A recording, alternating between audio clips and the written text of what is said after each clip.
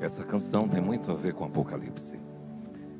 Nós temos tratado nesses últimos dias, e hoje nós encerramos essa série.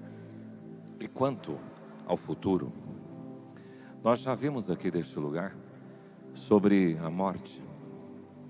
É um tabu para muitas pessoas trabalhar com esse assunto. As pessoas têm ressalvas. E a gente viu com vocês da importância de entender que a consequência do pecado é a morte. Mas vocês sabem da palavra de Jesus, o dom gratuito de Deus é a vida eterna. E as pessoas não estão tão preparadas para ouvir sobre esse assunto e para o evento em si. E a terceira coisa que mencionamos nessa temática é onde que estão os mortos dentro de uma forma cristã de entender, porque nós não pensamos que os cristãos morrem, ficam dormindo até aguardar a ressurreição. Nós, com base naquela parábola, que não é parábola, é a história de Rico e de Lázaro, assim que morreram, tanto Lázaro como Rico já foram para o lugar definido, ou de tormento, ou de gozo e da presença do Senhor. Isso nós pregamos no dia 5 de novembro, e estava aqui nesse lado esquerdo o Márcio Guedes, e eu fiquei muito preocupado, porque o Márcio estava lutando contra o câncer durante 4 anos, e ele veio a óbito agora na terça-feira. Eu falei: Senhor, esta palavra foi muito pesada para ele, que estava bem aqui, mas naquela mesma noite ele mandou, dizendo: pastor, essa mensagem foi muito 10, me confortou muito o meu coração, e ele esparramou essa mensagem para várias pessoas. Nós precisamos nos preocupar quanto ao futuro, quanto a esse assunto. Mas foi dito daqui também, quanto ao futuro, porque diante dessa luta, Israel, Hamas e aquilo que está acontecendo ali em Gaza, e também na Ucrânia, em vários lugares, as pessoas ficam apreensivas com relação às guerras. E qual é a posição de Israel e a igreja? Como funciona? Será que hoje Deus trata de uma forma específica com Israel, com a igreja? Se você quiser mais detalhes, você vai ter que pegar esta mensagem que foi do dia 12 de novembro. O pastor Denis, a semana passada, ele elucidou para nós de que, e a gente já tem visto aqui desse lugar, aquela própria ilustração da fita. Uma vez eu trouxe uma corda e pintei bem a pontinha dela e mostrei para vocês que o que você faz nesse curto espaço de tempo da sua vida vai determinar toda a sua eternidade. E é isso mesmo, então você tem que saber como você está vivendo. E hoje nós vamos falar sobre o tempo do fim, encerrando esta série. Eu queria convidar você a abrir sua Bíblia na primeira carta que Pedro escreve, capítulo 4, versículo 7 até o 11. E o texto bíblico diz assim: ora, o fim de todas as coisas está próximo. Sede, portanto, criteriosos e sóbrios, a bem das vossas orações. Acima de tudo, porém, tende amor intenso uns para com os outros, porque o amor cobre multidão de pecados. Sede mutuamente hospitaleiros, sem murmuração. Servi uns aos outros, cada um conforme o dom que recebeu, como bons despenseiros da multiforme graça de Deus. E se alguém fala, fale de acordo com os oráculos de Deus. E se alguém serve, faça-o na força que Deus supre, para que em todas as coisas seja Deus glorificado por meio de Jesus Cristo, a quem pertence a glória e o domínio pelos séculos dos séculos. Amém. Pai, muito obrigado pela Tua palavra lida, e que ela possa ser inspiração para a nossa meditação nesta noite. Que o Senhor traga todo pensamento cativo ao senhorio e à obediência de Jesus Cristo, o nosso Salvador, e nos usa com autoridade para proclamar a Tua palavra em nome de Jesus. Amém. E quanto ao futuro, o tempo do fim, Pedro escreveu esta carta para os cristãos espalhados por 5 províncias romanas que localizavam-se na atual Turquia. Esses leitores desta carta estavam sendo perseguidos e passavam por sofrimento. Então Pedro, ele procura animar esses cristãos a continuarem firmes na fé, na sua dedicação a Jesus, mostrando que os sofrimentos, eles são úteis, eles servem para provar a fé verdadeira que eles têm. E Pedro utiliza o próprio exemplo de Jesus Cristo, e Pedro conviveu com o Senhor Jesus Cristo, e ele falou dos sofrimentos de Cristo, e o tamanho de sofrimento que ele suportou, especificamente na cruz. E a orientação de Pedro é que essas pessoas, esses cristãos espalhados das províncias romanas, eles vivam uma vida que traga honra e glória para Deus. No texto lido, ele descreve como os crentes em Jesus devem se preparar para o fim. Ele mostra o jeito de você viver, como você tem que expressar nos seus relacionamentos, e veja que a sua vida para o fim, você tem que estar também sendo pedagógico na forma de você encarar e viver, e ele dá essa dica. E desde o século I, os autores bíblicos, eles estão dizendo sobre o tempo do fim. O livro de Apocalipse, ele encerra lá no capítulo 22, não celes as palavras da profecia deste livro, porque o tempo está próximo, o tempo do fim. Agora, é importante que você saiba que o tempo do fim teve início há quase 2000 anos atrás. E pelas escrituras nós temos essa informação, eu queria que depois vocês constatassem isso comigo. Os autores bíblicos, eles utilizam algumas palavras e algumas expressões para qualificarem o tempo do fim e o fim. E nós vamos distinguir isso, o tempo do fim e o fim. Mas nós encontramos também nas escrituras algumas pistas e alguns sinais que caracterizam o tempo do fim. E lá no fecho desta mensagem eu quero mostrar, conforme esse texto de Pedro, um contraste de comportamento sobre aqueles que vão experimentar o tempo, passar pelo tempo do fim, contemplar o tempo do fim, ver os sinais de forma cristã, e aqueles que não vivem na visão cristã. Comecemos com os termos da Bíblia para o tempo do fim. O texto aí que lemos no versículo 7 diz: ora, o fim de todas as coisas está próximo. Agora eu queria ser pedagógico com você. Abra sua Bíblia lá em Mateus 24. Você vai encontrar o sermão profético de Jesus, 24 e 25. E ele fala sobre o fim e sobre o tempo do fim. E ele distingue essas duas coisas. Veja comigo Mateus 24, versículo 6. O texto bíblico diz: e certamente ouvireis falar de guerras e rumores de guerras. Vede, não vos assusteis, porque é necessário assim acontecer, mas ainda não é o fim. Agora vai para o versículo 8. Jesus descreve algumas outras coisas, nação contra nação, e no 8 ele diz assim: porém tudo isto é o princípio das dores, é o princípio do fim. Versículo 14, Jesus continua descrevendo os falsos profetas, a multiplicação da iniquidade, o amor se esfriando. E no versículo 14 ele diz: será pregado este evangelho por todo o mundo, do reino por todo o mundo, para testemunha a todas as nações. Então virá o fim. Então é importante que você distinga o tempo do fim e o fim. O tempo do fim é um período histórico, um tempo extenso, um processo cheio de eventos que vão combinar com o fim. O fim é o desfecho de tudo. O fim é a consumação da história. O fim é o dia do juízo final, do grande julgamento, e é um momento pontual, específico e definido. Falemos um pouquinho sobre o tempo do fim. Jesus disse: ainda não é o fim, é o princípio das dores. O profeta Daniel, que é o profeta mais escatológico que nós encontramos nas escrituras, escatológico porque ele trata do fim das coisas. Se você quiser um livro igual ao de Apocalipse no Novo Testamento, você vai para o livro de Daniel no Velho Testamento. Tem muitas profecias sobre o tempo do fim. E Daniel, ele diz lá no capítulo 8, versículo 17: entende, filho do homem, pois esta visão se refere ao tempo do fim. Não é ao fim, mas ao tempo do fim, a esse período. Pedro, nesta mesma carta, quando ele fala no capítulo 1, versículo 19, acerca do sangue de Jesus, o cordeiro sem defeito, sem mácula, o sangue de Cristo, conhecido com efeito antes da fundação do mundo, porém manifestado no fim dos tempos. Ele está dizendo que Jesus veio no fim dos tempos. Então, a partir do momento que Jesus entrou na história, iniciou, começou o quê? O tempo do fim. Esta é a ideia não só de Pedro, mas a gente vai encontrar outra referência.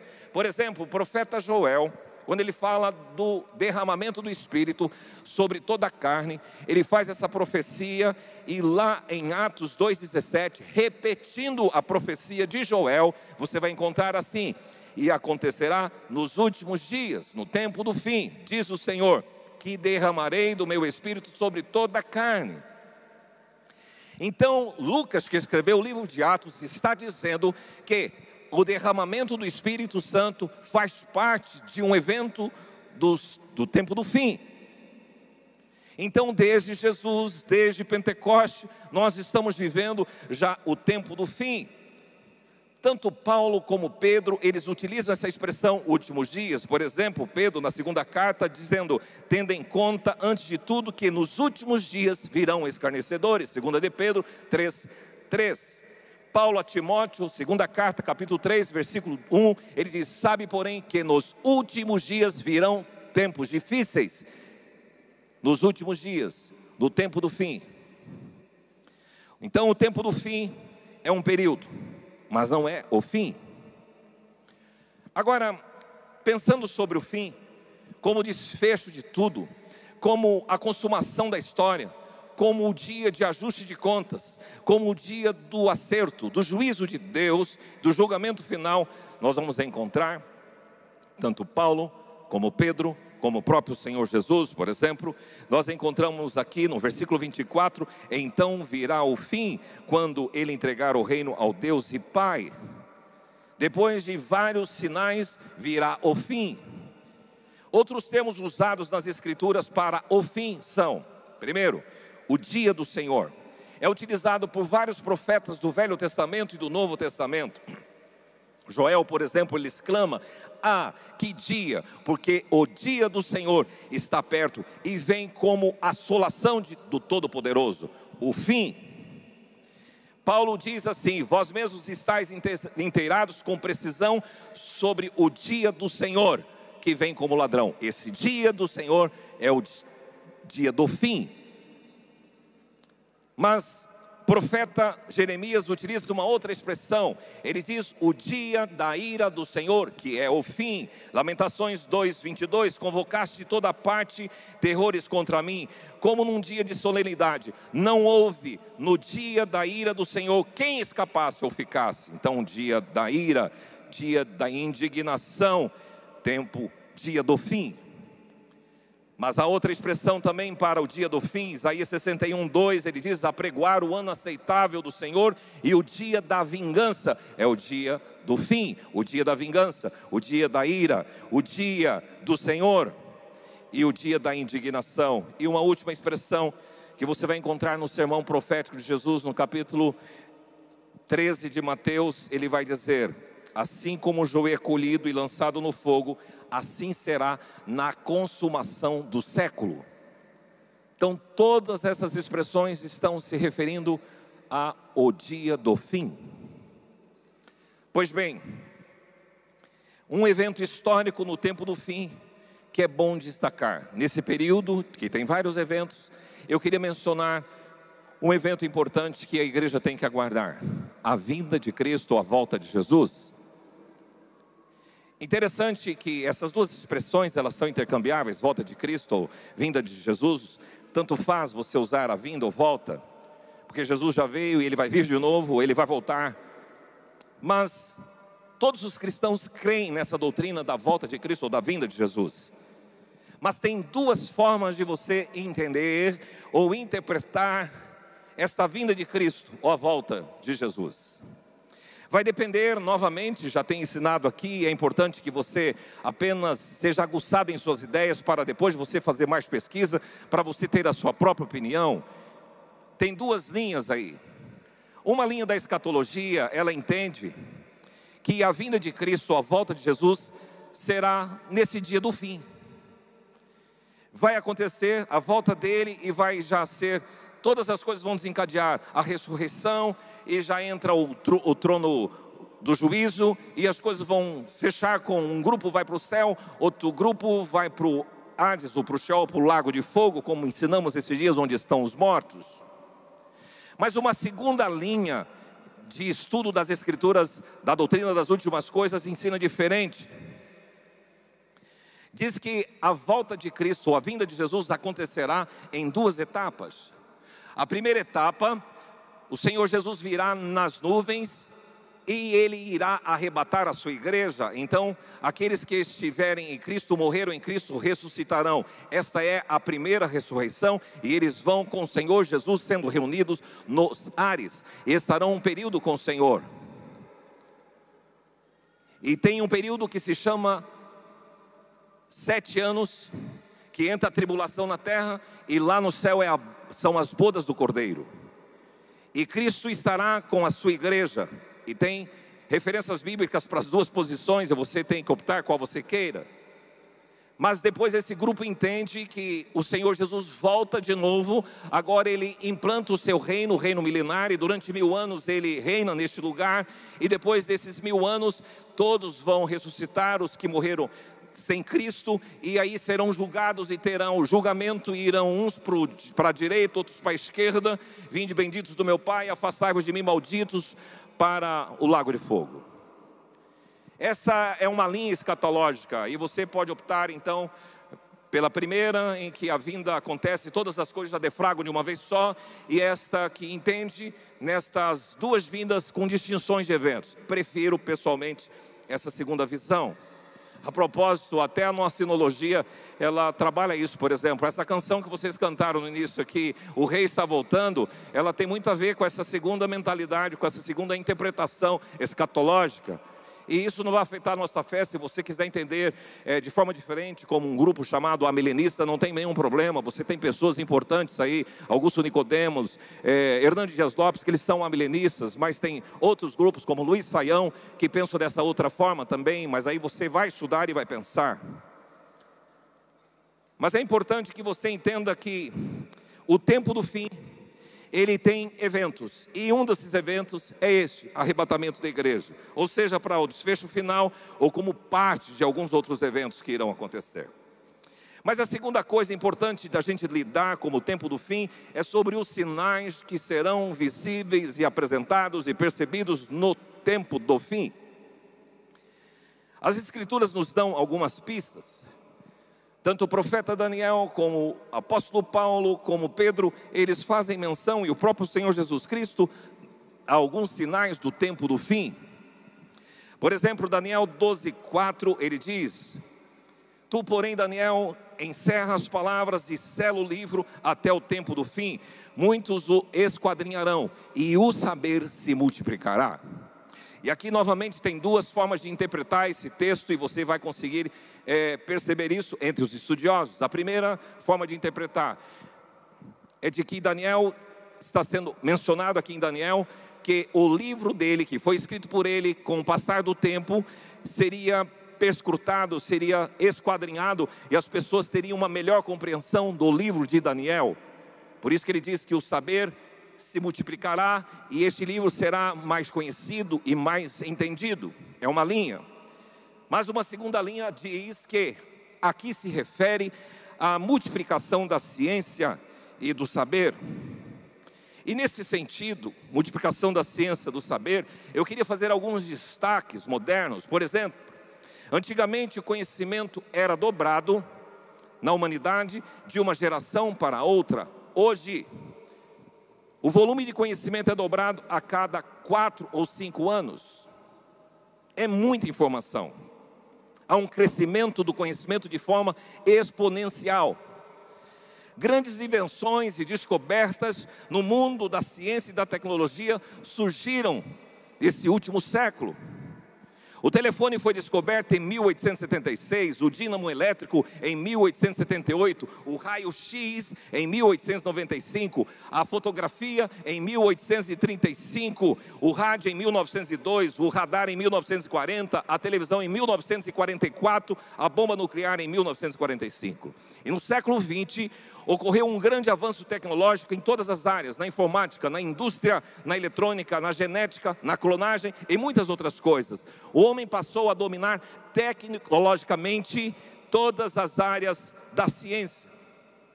Eu me recordo que há 2 anos atrás eu estive em Imperatriz, numa lavoura de um produtor rural, E eu percebi que a máquina já ia fazendo, a colheitadeira já ia colhendo soja. Logo em seguida vinha uma plantadeira e por cima vinha um drone jogando semente de braquiária. Drone. E você já tem visto no meio de comunicação de que alguns dias nós vamos ser levados de um lugar para outro por drones. Até carros sem motorista. Isso já é realidade. Tesla fala muito sobre isso. E você pode perceber então esta evolução. Esse equipamento é demais. Ele é uma bênção, mas também é destruição. Por favor, ligue para a esposa. E ele vai. Para a esposa celular. Ele vai ligar. Se você chegar para ele e falar assim: eu quero ir na rua Weimar Torres, 1800. E ele vai falar daqui a pouquinho: estou calculando a rota. Você percebe? Lugares com essas características. Você consegue perceber que nesse equipamento você tem GPS, você tem máquina fotográfica, você tem calculadora, você tem rádio, você tem TV, você tem N coisas. Bússola. O Waze foi criado pelos israelitas e é fantástico. Você chega no lugar, eu admiro uma coisa, é que ele calcula o tempo que eu vou demorar para chegar em tal lugar. Na minha cabeça isso é meio maluco. Como é que ele consegue calcular a hora que eu vou chegar lá em tal lugar?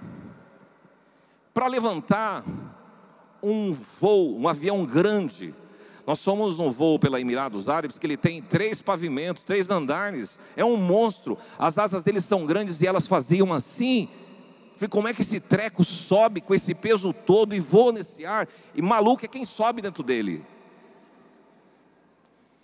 E no século 21 surgiu a era da informação, onde tudo é virtual. O dinheiro, por meio de cartões de crédito, você pode pagar tudo e fazer compras. E existe um programa hoje que, se você clicar, ele já aparece aqui o seu cartão de crédito. Ele aproxima do leitor e você vai lá com o seu cartão de crédito e você paga. Você não precisa mais cartão. E chip na testa, não vai precisar mais, porque você tem tudo isso daqui pela tua íris, eles veem. Então, nós percebemos que o século 21... nessa era da informação, uma grande tecnologia, sem pensar em umas coisas loucas que eu não entendo nada, por exemplo, sobre metaverso, que é um universo virtual, onde as pessoas podem interagir entre si por meio de avatares personalizados. É louco isso.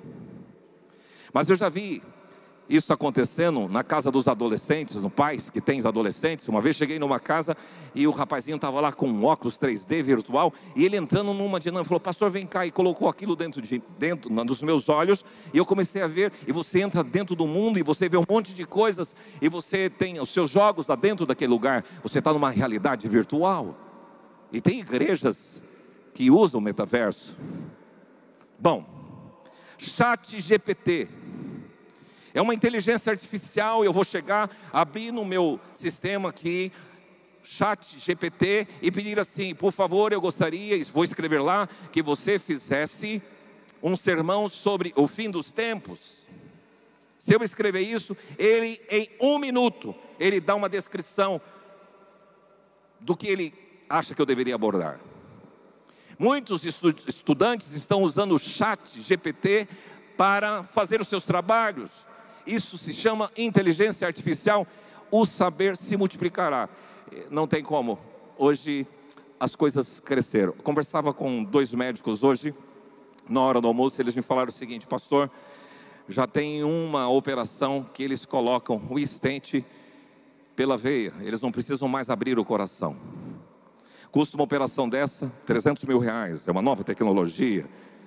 E você conhece pessoas que foram pôr stent abrindo aqui e morreram.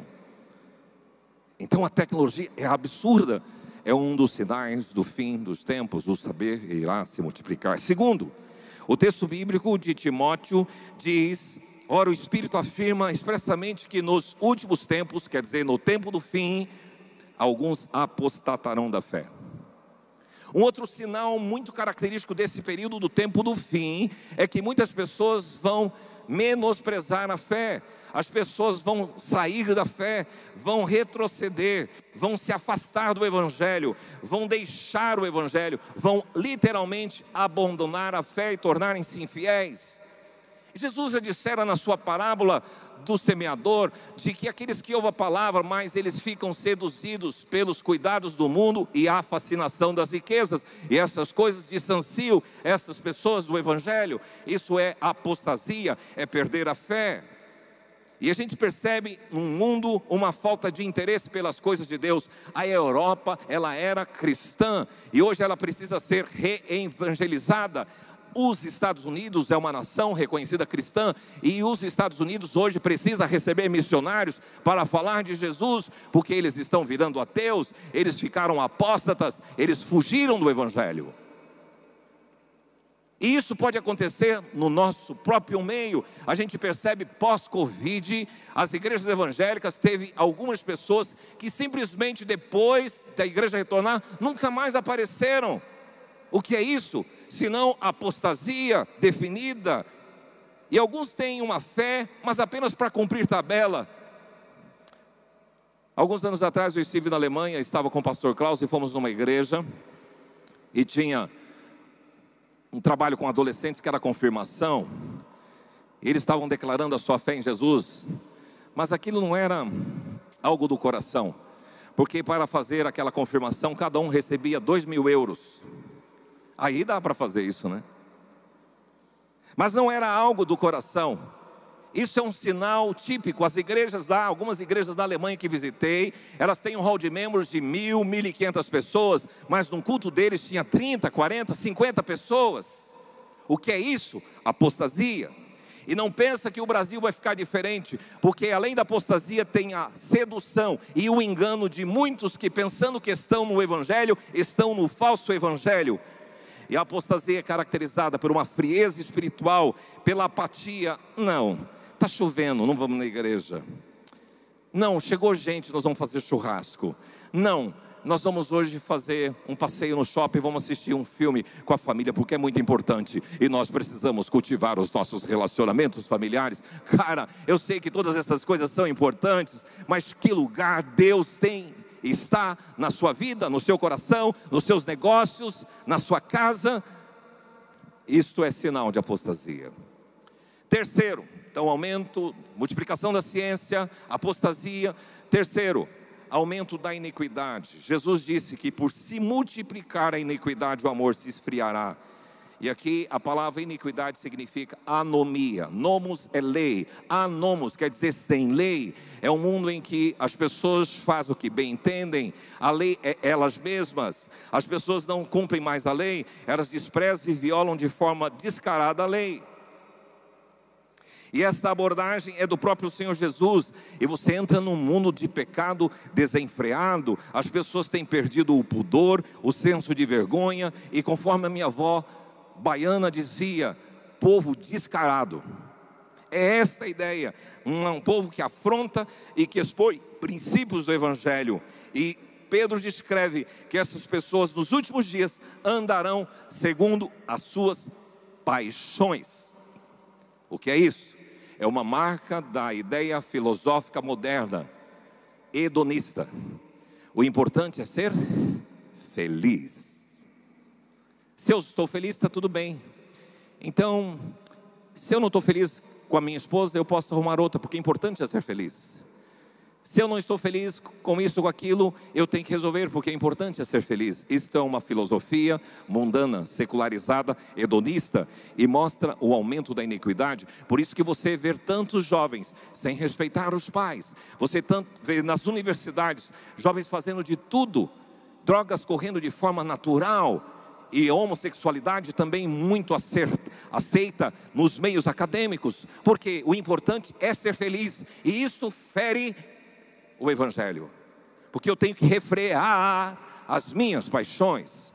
Outro sinal, tempos difíceis. Nos últimos dias virão tempos difíceis, onde o engano prevalecerá. E se você for ler toda a descrição bíblica, tanto de Paulo, de Pedro, como do próprio Senhor Jesus Cristo, no sermão profético, você vai encontrar guerras e rumores de guerras, fomes e terremotos, perseguição dos cristãos, traição e rebelião. Haverá divisões e lutas até dentro de famílias. Eu escuto dia a dia situações assim. Filhos brigando por herança, filhos querendo roubar a mãe. Isso nas próprias sociedade, na cidade, você vê isso. Filhos que abandonam seus pais num asilo e deixam esquecido. E aqui a gente percebe isso se cumprindo: traição, rebelião. A pregação do Evangelho em todo o mundo, falta pouco para que todo mundo seja alcançado pelo Evangelho do Senhor Jesus Cristo. Sem pensar em sinais como a Bíblia diz, sinais no céu. Você pode ver eventos climáticos, inundações. Eu vi esses dias uma inundação na China, coisa maluca. Você viu aqui em Roca Salles, no Rio Grande do Sul. Você vê coisas acontecendo no Vale de Itajaí. Você vê muitas coisas acontecendo. O calor maluco que nós temos sido vítimas desses últimos dias. Sinais, agitação do mar, as pessoas ficarão perplexas. Então, o tempo do fim tem todos esses sinais que poderão ser contemplados. É importante você conhecer o tempo do fim, o fim, e perceber esses sinais, que são multiplicação do saber, apostasia, aumento de iniquidade e outros tantos sinais. Mas, fechando a nossa reflexão no texto, e aqui eu resgato o texto de Pedro, o contraste de comportamento do tempo do fim. Primeiro, versículo 7 diz: o fim de todas as coisas está próximo, sede, portanto, criteriosos e sóbrios a bem das vossas orações. O que se requer de mim e de você é que você seja prudente e criterioso, contrastando com uma vida inconsequente. O chamado para mim e para você, e era isso que Pedro estava dizendo: sede criteriosos, sede sóbrios. Essas palavras são palavras importantes que determinam para nós o seguinte: vivam com a mente sadia, exerçam autocontrole, pensem sobre si mesmo de forma moderada, freie as suas paixões. Isso é viver de forma sóbria. E as pessoas que vivem de forma inconsequente, elas não freiam isto. Elas fazem o que bem entender, são entregues à prática da maldade, conforme o próprio palavra de Deus descreve, que foram entregues a uma disposição mental totalmente reprovável para cometerem toda sorte de torpeza, foram entregues às próprias paixões. Mas aquele que está em Cristo no tempo do fim, ele vive de forma sóbria, criteriosa. Segunda coisa, ele desenvolve um amor, conforme as Escrituras descrevem aí. Acima de tudo, tende um amor intenso para com os outros, porque o amor cobre multidão de pecado. Então, você percebe o contraste de um amor interesseiro e apático, esse amor que o mundo vive e divulga, um amor superficial, um amor egoísta e descompromissado. Eu vou ficar com você casado enquanto durar o meu amor, mas esse amor fajuto. E a Bíblia descreve que nos últimos dias os homens serão egoístas e são amantes de si mesmo. E a gente vive num mundo avesso ao verdadeiro amor, um mundo carente de cuidado e de atenção, um amor interesseiro. E Paulo diz: vocês têm que ter um amor intenso uns para com os outros. Esse é o amor verdadeiro. Quando você vai procurar lá, você não percebe que é uma sugestão de Paulo. Você não percebe, é uma dica que eu dou para vocês, mas é uma ordem. Acima de tudo, tende amor intenso com os outros. É um imperativo, é um amor intencional, decidido, internalizado. E é intenso porque é contínuo, determinado, sério e assíduo. Um amor comportado e um amor que pensa no outro e não em você. Terceiro, um contraste nos relacionamentos. Uma pessoa que se relaciona e uma pessoa que se isola. Vocês já viram nos grandes centros, pessoas que entram no metrô, que estão nos grandes edifícios, você se depara com um monte de gente, mas no mundo cheio de gente, você isolado. Alguns anos atrás eu me recordo, e isso me chamou a atenção, numa revista dizendo que na Europa, na Espanha especificamente, as pessoas são sozinhas dentro das suas casas. O que elas fazem? Coloca um papel de parede com um sofá e uma pessoa sentada para ela não se sentir tão sozinha. Vivemos num mundo em que as pessoas estão isoladas e você pode ser que não conheça nem quem é o seu vizinho de frente de apartamento e nem o seu vizinho do lado direito e esquerdo. Você não se conecta, você não se relaciona. E o texto diz: sede mutuamente hospitaleiros, sem murmuração. Lá vem aquele cara chato de novo aqui, e agora, o que eu vou ter que fazer? Tem que dar atenção para esse indivíduo. É isso que Paulo está dizendo. Seja cordial, seja hospitaleiro, sem reclamar. Você vai ser bênção na vida das pessoas. Meu irmão, muito cuidado, vocês que moram em condomínio, vocês que moram em apartamentos. Cumprimenta as pessoas. Por onde vocês forem, bom dia, boa tarde. Se interessa pelos indivíduos. É isso que Pedro está dizendo aqui, no seu comportamento do fim. Não se isole, mas você possa ser hospitaleiro, ser atencioso, tanto a crianças como a adultos, construindo relacionamentos saudáveis. Dê atenção devida às pessoas, independente de classe social, independentemente de estatura. Muros altos, cercas elétricas, nós nos enfurnamos em nossas casas e nós perdemos as conexões. Isso fere. Sede mutuamente hospitaleiros. E por fim, o serviço mútuo, contrastado com o individualismo. O texto diz: serviam uns aos outros conforme o dom que recebeu. Você sabe que a igreja é uma escola pedagógica para você aprender a servir. E é tão gostoso porque no mundo eclesiástico nós temos pessoas de todas as classes sociais dentro da igreja. Mas quando vão para a cozinha todo mundo é igual. Quando vai para o banheiro, quando vai juntar a cadeira, quando vai arrumar as mesas. A gente teve formatura essa semana. Nossa, essa semana foi punk, foi bem pesada. E a gente viu uns garçons aqui, todos da igreja bonitinho, arrumando, servindo. É um prazer. E a gente vê isso em várias esferas da igreja local. Pessoas que colocam a sua casa, abrem a sua casa para servir. Gente que vem fazer cursos. Nós tivemos esses formandos. E pessoas que estão sendo instrumento de Deus. Eu escutei depoimentos aqui na quinta-feira sobre o que Deus fez na vida de mulheres, de homens e de adolescentes. Com o curso que fizeram. Transformação, porque teve gente que se dispôs com seus dons e talentos a servir. E isso traz a você propósito, traz a você sentido e gratidão. Eu posso servir. Mas não esqueça também de contrastar a vida teocêntrica com a vida antropocêntrica, porque no texto bíblico você vai encontrar aí: se alguém fale de acordo com os oráculos de Deus. Se alguém serve, faça na força que Deus supre. O que ele está dizendo? Tudo seja feito para a glória de Deus. A tua vida não é para o seu umbigo, não é para você mesmo, não é antropocêntrica, é teocêntrica, é cristocêntrica. Eu gosto muito daquela canção que diz: Jesus é o centro de tudo que há. É isto. Ele é o centro, porque dele, por ele e para ele são todas as coisas. E você tem que orbitar em Cristo. Você não é o centro do mundo. Ele é o Rei, Ele é o Senhor, Ele é o Deus verdadeiro em que você tem que orbitar. E você tem que viver para a glória dEle. Está lá no seu trabalho, amanhã no seu escritório, para Ele. Está lá lavando a sua louça, limpando a sua casa, para Ele. Você está lá na sua oficina mecânica, para Ele. Você está lá na universidade, para Ele. Você tem que compreender, a sua vida tem que ser teocêntrica. Deus, teo é Deus, Deus no meio, e não você. É isso que Pedro está dizendo. Você precisa aprender a fazer esse contraste de comportamento no tempo do fim. Você tem que ser esse grupo diferente. Pois bem, e quanto ao futuro, o tempo do fim? Você conseguiu entender um pouquinho sobre o tempo do fim e o fim? Alguns sinais que a Bíblia descreve, você pode se aprofundar, que tem muito mais sinais. Mas mais que isso, é como ver daqui para frente todas essas coisas acontecendo e como você tem que se comportar. E você tem que contrastar com o comportamento que o mundo vive e o comportamento que o cristão vive. Você tem outro tipo de comportamento. Nós vamos encerrar esse culto lembrando de uma abordagem que Paulo fala: já agora a coroa da justiça me está guardada, o qual o Senhor reto juiz me dará naquele dia, não somente a mim, mas também a todos quantos amam a sua vinda.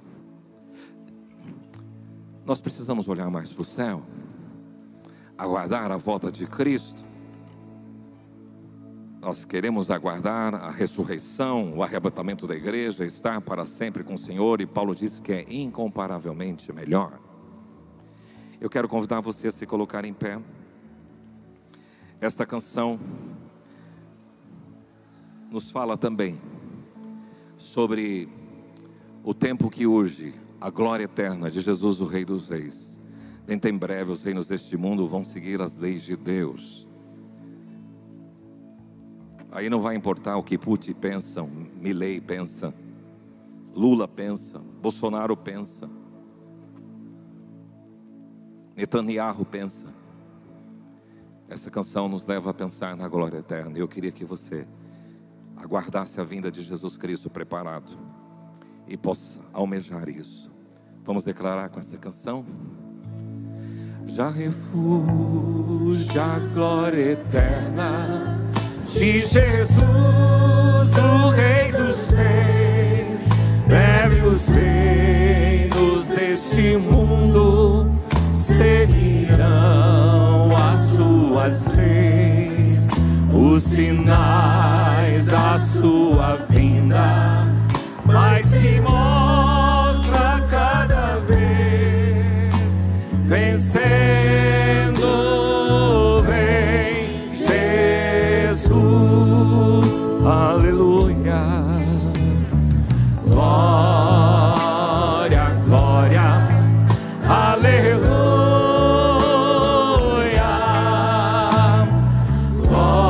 Glória, glória, aleluia.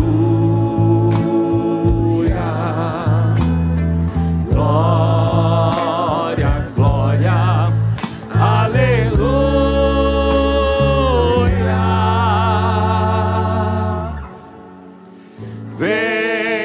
Vencendo vem Jesus, o clarim que chama os crentes, a batalha já soou. Cristo à frente do seu povo, multidões já conquistou. O inimigo em retirada, seu furor patenteou. Vencendo vem Jesus. Aleluia. Glória, glória, aleluia. Glória, glória, aleluia. Glória, glória, aleluia. Vencendo vem Jesus. Eis que em glória refulgente sobre as nuvens descerá, e as nações e os reis da terra com poder governará. Sim, em paz e santidade toda a terra regerá. Vencendo vem Jesus. Aleluia. Glória, glória, aleluia. Glória, glória, aleluia.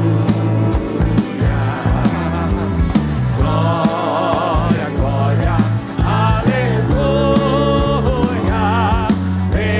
Vencendo vem Jesus.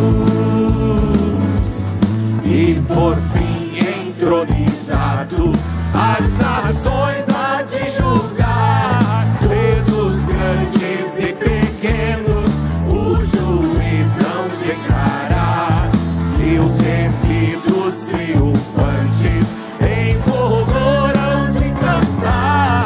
Vencendo vem Jesus. Só as vozes declarando. Glória, glória, aleluia. Oh, glória, glória, glória, aleluia. Glória, glória, aleluia. Vencendo vem Jesus. Aleluia. Oh, glória, glória, aleluia. Oh, glória, glória, aleluia.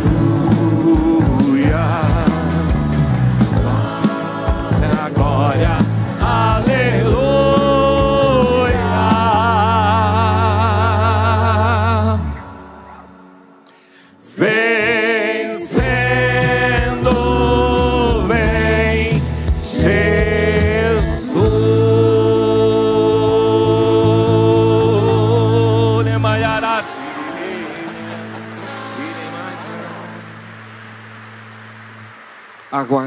Jesus à sua volta nos ajude a viver de forma sensata, criteriosa, obediente durante esse tempo. Possamos estar com os nossos corações voltados para o Senhor, que a gente possa ser mais perceptível para discernir os sinais, para entender melhor as profecias, e que a tua igreja esteja preparada para a volta de Jesus. Essa é a nossa oração, no nome dele, amém. Você pode se sentar?